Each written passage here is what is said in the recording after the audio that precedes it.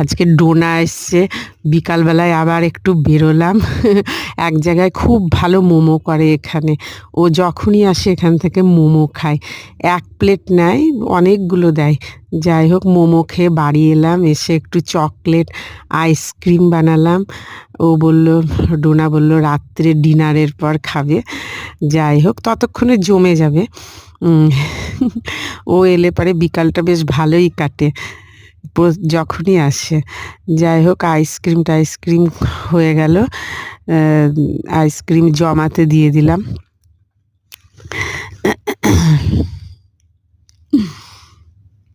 এই যে আইসক্রিম জমেও গেছে, এখন ডিনারও হয়ে গেছে। এখন ডিনারের পর ওদেরকে আইসক্রিম দিলাম। আইসক্রিমটা খেয়ে বলল খুব ভালো হয়েছে। যাই হোক আজকে বিকাল থেকে রাত্রি বেশ ভালোই কাটলো ডোনার সাথে।